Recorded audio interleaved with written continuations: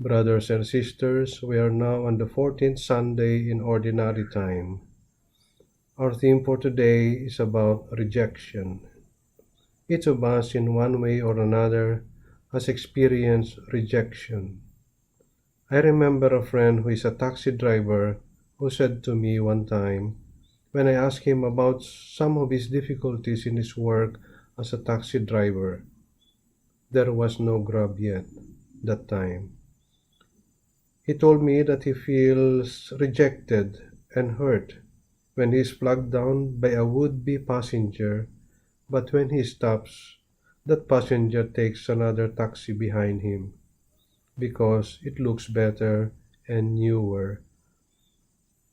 Yes, we feel rejected when we are not chosen, when somebody else is preferred to by other people. Others are rejected because they are overqualified. The Gospel for today from Mark presents Jesus as rejected.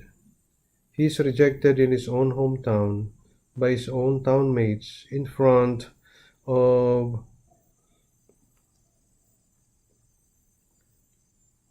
in front of his disciples who accompanied him from Capernaum. What is the reason for this rejection? Jesus is rejected not because he looks old, for he is not, or because people just prefer someone else to speak before them, but because he teaches something very new, something better than what they usually hear in the synagogue, something that they don't expect. So instead of being proud of him, his townmates cannot believe he can deliver a good homily. They ask for his sources, where he gets all his wisdom and his power, and how come he can also do mighty works. So instead of being proud of him, they ask for his sources, where he gets all his wisdom and his power, and how come he can do also many mighty deeds. They are simply overwhelmed and incredulous. They're stuck with his humble origins. He's just a son of a carpenter.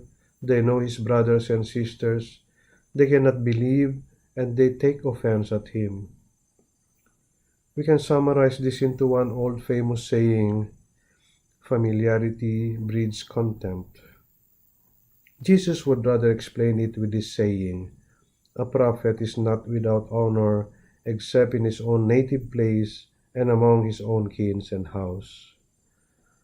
As a result, he does not perform any mighty deeds there. They have lost an opportunity to witness his awesome deeds.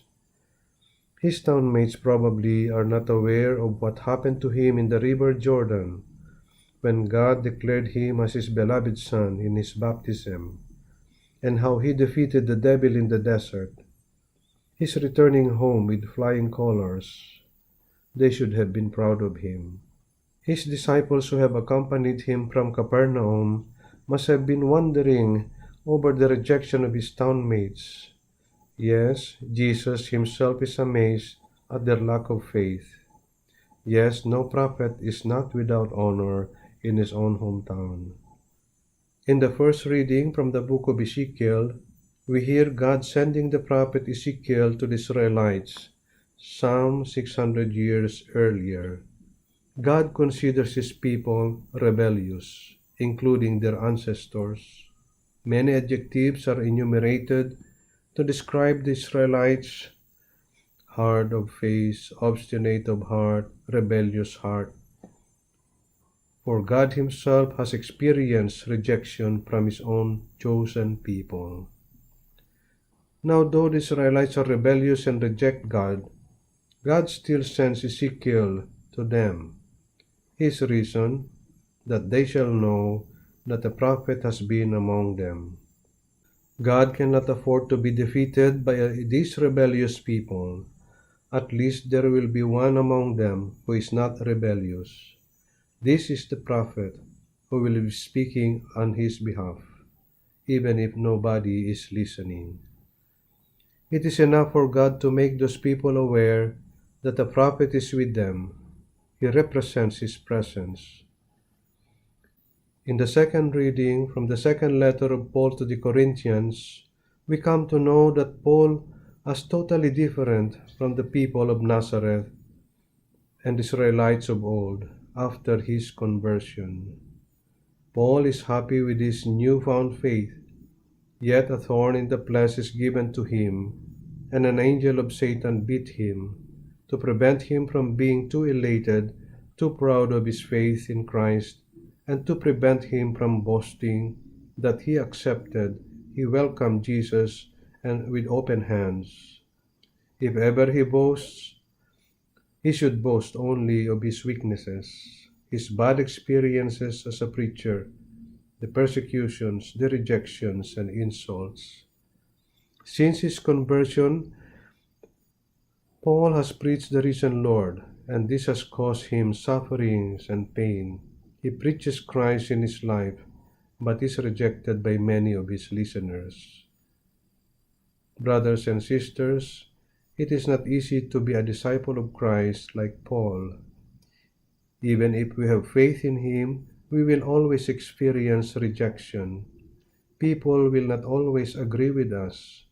Even the very members of our family or our community. They will not buy our ideas, our interpretations, our values, our morals, and behavior.